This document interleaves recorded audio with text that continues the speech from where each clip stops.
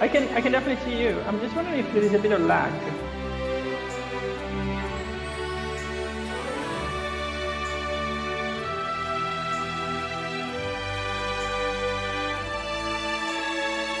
Yeah? Can you guys hear me?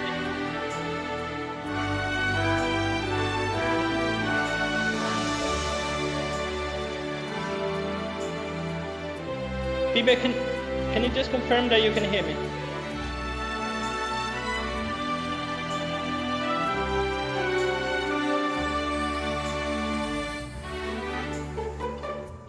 Yes. I'm definitely there. Can you hear me?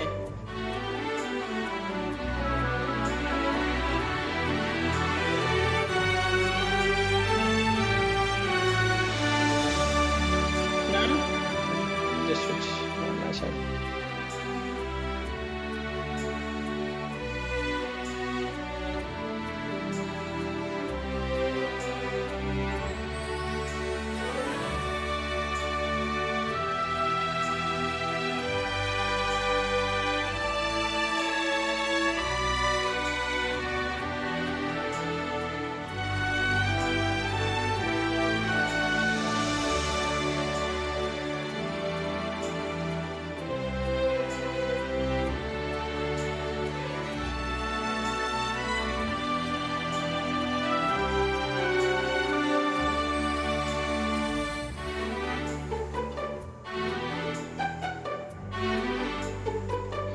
Okay, I switched network just in case it was me. Is better now?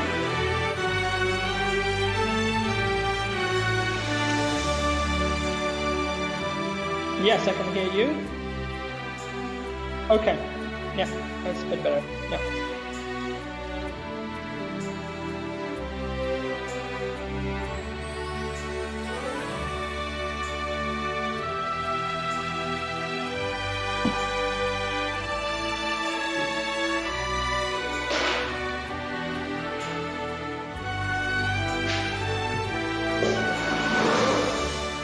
The sound of music tells you what the station is, and the time and the day tells you what the program is. But I'll go ahead to tell you, for those who are joining for the first time, it's a day and time where we discuss power solutions. Well, it's called Power Solutions for a reason.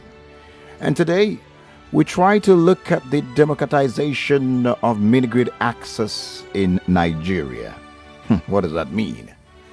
We do have an amazing guest to join us, but before the guest comes on, let me also let you know that my co-host on this part of the show is Dr. Wiebe Boer, and he joins me now for this lovely journey. Hi, Wiebe. All right, good morning, Collins.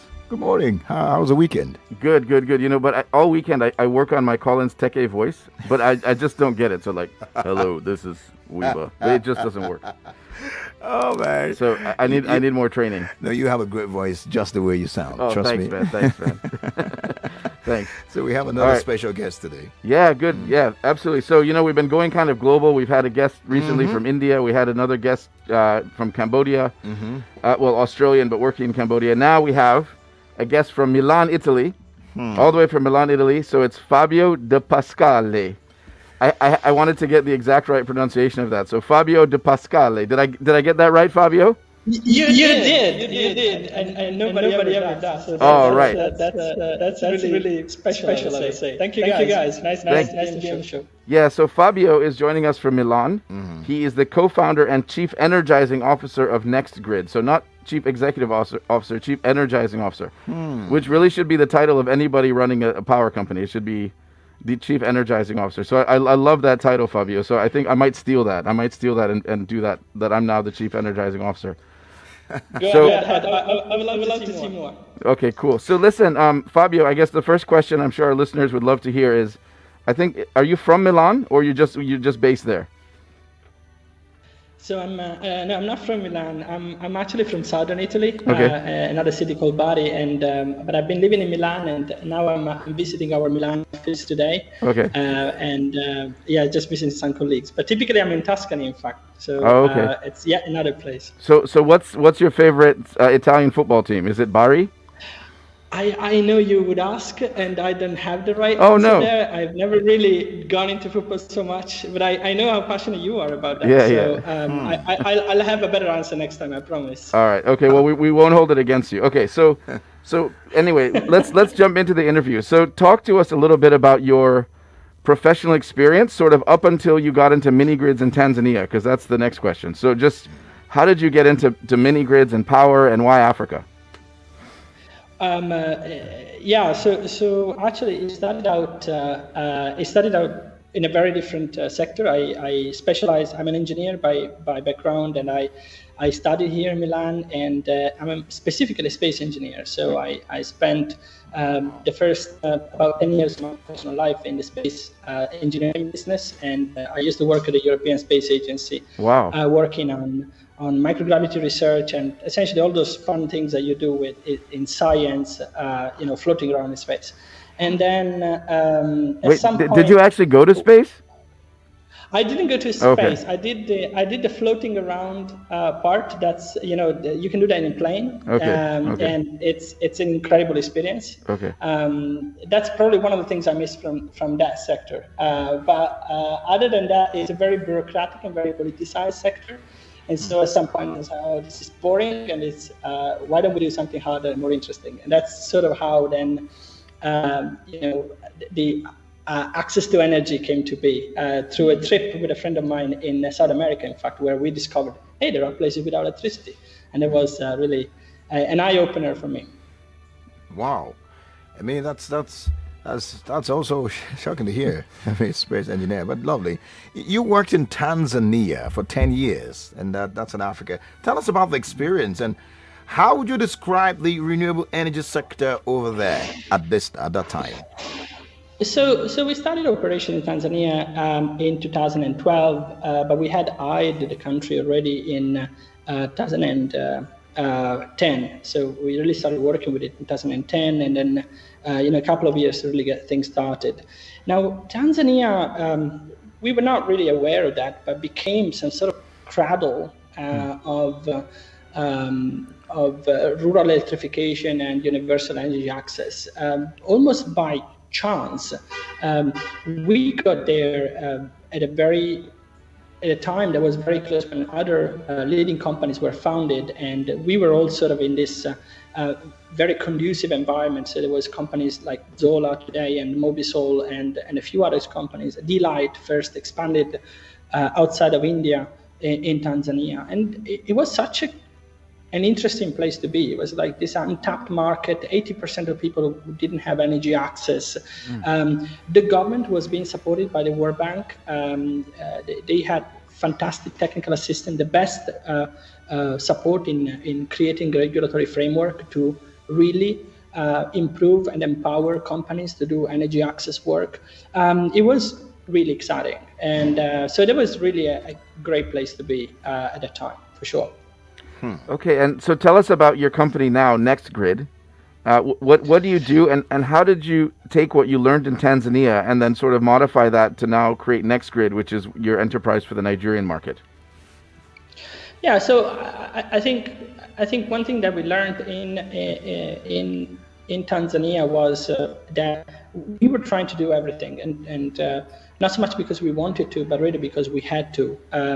There was no real way. We were very early. We were very much pioneers in the sector, and especially around mini grids. And because of that, it was hard to just take a part of the work. We had to do everything because nobody else was interested in doing any other part. And so we definitely learned that didn't work. That didn't scale up well. But another thing that we could see was how powerful it was if you could involve local companies and provide them something they could work with. So sort of commoditize is the word, but like make it a product, make energy access a product that others can just buy and sell over to the communities, their local people. And so that's sort of where we landed with NXT Grid.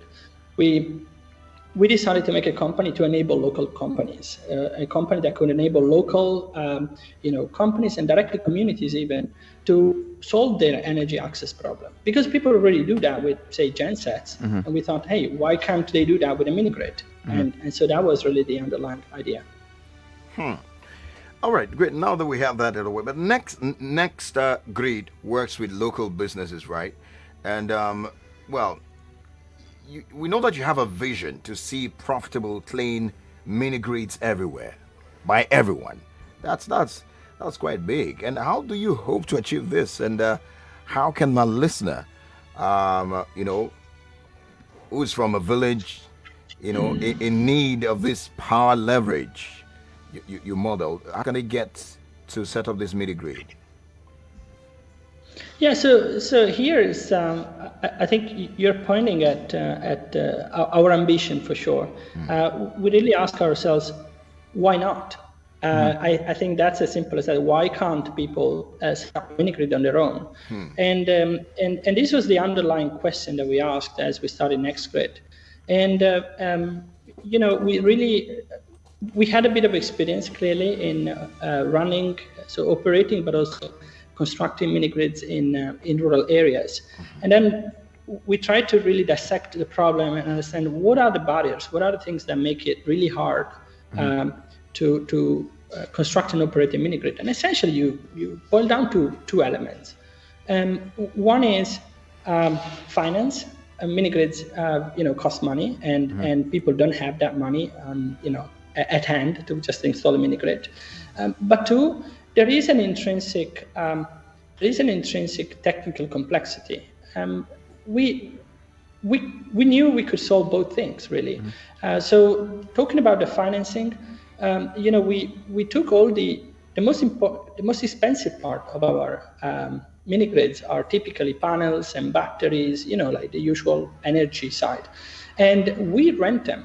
We just say, hey, you don't need to buy them, just get them from us on a rental basis. And that is really nice because if you're selling electricity, you will have a revenue every month. And that means that you use those revenues to pay those rental. So that, you don't need to find the money up front.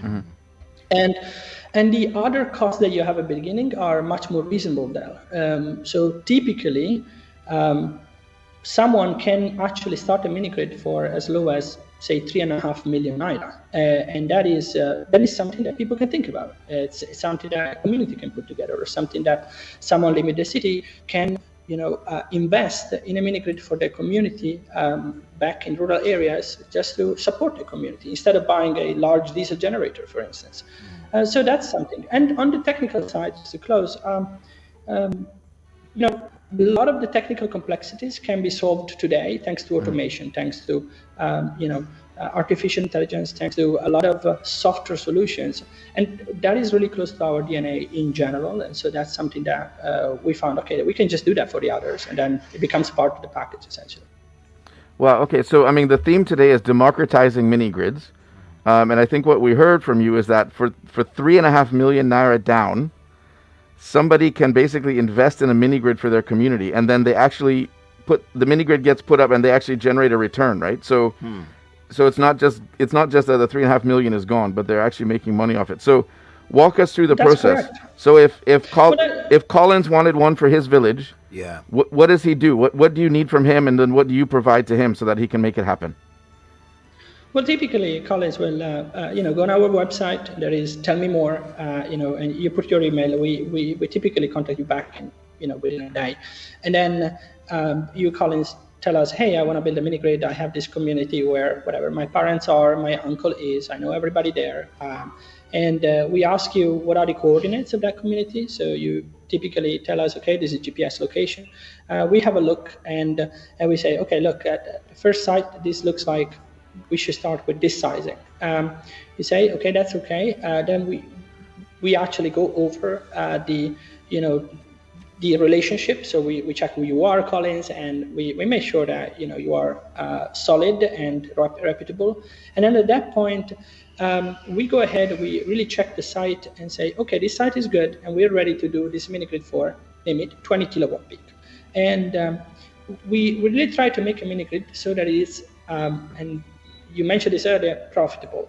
We want to make sure that you're making your money back and you're actually making some profit as well. And so what we typically do is we start small, and then we let you increase a bit over time, because we see what the revenues are, we see what the consumption is, and we say, hey, there is room to increase, like put more batteries, put more panels, you still make your money back. And so we really handled the process. But effectively, Collins, you wouldn't come to us to get a one-off service. We're not a consulting company. We become your partner, and we want to be your partner for 10 years, 20 years. That's that's the life of a Minigrid, essentially. Wow. I mean, that's straightforward, very straightforward. And even though it's an example, it's making me think like I could run there. Now, many people within the sector, including our guests on this program, from a variety of countries, and they have commended Nigeria for its laws and regulations, aiding the mini-grid development. Tell us about your view on this. Well, this is interesting because we were still sitting in Tanzania, and some consultants who were in the energy sector, of course, came to us saying, "Hey, we're helping guys in Nigeria relook at the regulation, and we think there is a role for mini grids. Can you help us?" And so already back then, we were part of the conversation. And this was back in 2015, 16. And I can tell you, like back then, we had no idea of coming to Nigeria. It was really not even remotely in our horizon. But we thought, like if another place can have it good, why not? And so we see a lot of our comments back in the day actually implemented today. And that's really, it's very nice. It means that we felt listened to, and we think we gave comments which were useful to the sector. Now, I think Nigeria is particularly well placed for one reason. There is something that other countries don't really have. There is a quite extended electrical distribution network. Like you have multiple discos and this and that.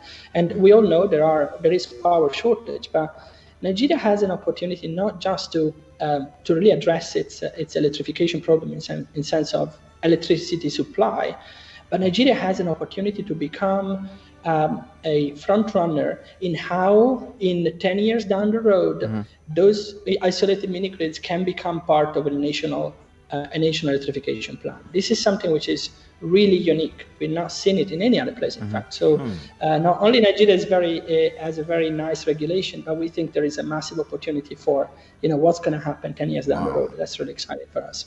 Wow, that's interesting to hear that. The infrastructure isn't as bad as we think it is. It just needs to be used better, basically, is what I'm hearing. That's right. Wow, interesting. Okay. I would say so, yeah. Okay. So listen, I mean, when a community gets a mini grid, and then let's say you get it at scale across a geography, region and all that, what does it do for those communities? I mean, how does it unlock economic potential? What happens? What changes? What have you seen?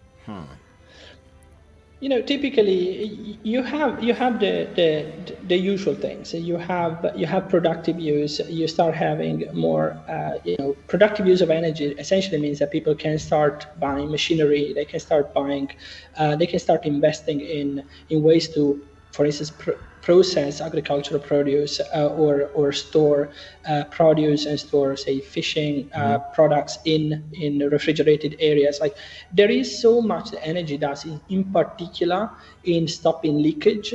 But more importantly, I think what one doesn't really appreciate is what energy does is start bringing money to the community, as opposed money flowing out to the community. So if I have a lot of say produce, then the produce will leave as soon as possible. Well, actually, if I can store the produce a bit more, if I can process it locally, so the longer the produce can stay there, and the longer I can add value locally, the more money is coming to the community, and that's really helping. So the productive use is really the way to go. But one point that is probably worth mentioning is that is only unlocked with reliability. Actually, reliability is more important than just energy access. So if I have access to energy, as you guys know, like if I just have access to energy, that's one box ticked. But I need to be having reliable access, because otherwise I will not make the investment in that machinery. I will not make the investment in that fridge, because I'm not going to pay back, essentially. Okay. If you're just joining us, Lagos, Nigeria, and the rest of the world, listening to us whether via the website or viewing us live on Facebook where we're streaming, So you can see the face of our guests, and you could also see what Wiebe, the color of Wiebe's masks, at least. You could also be a part of the conversation by dropping comments or questioning. But we need to let you know that we have a special guest, and we are looking at the democratization of Minigrid access in Nigeria. And a lot has been said, a lot of commendation to what Nigeria is doing, and a lot of hope. I hope that surely that in the next 10 years, would definitely not be here, would be somewhere far, far, far from here and better. Now, our guest is no doubt his name is Fabio de Pascale. All right, of course, I was correct with that. And he's a co-founder and chief energizing officer of NXT Grid. He's been answering questions back to back from Wiebe and myself. Well, my next question has to do with companies. Now, how can companies become mini grid operators to accelerate mini grids in Nigeria? Yeah, so I think the process is close to what we highlighted earlier. It has a lot to do with identifying the right communities and making sure that they effectively reach out to companies like ours. We try to have companies that know the field, they know the local regions, they know their geography. Effectively, they know their customers. And we want to tell them, hey, you don't need to worry so much about being a mini grid operator. What you should really worry about your customers, make sure they are happy and identify what the needs are.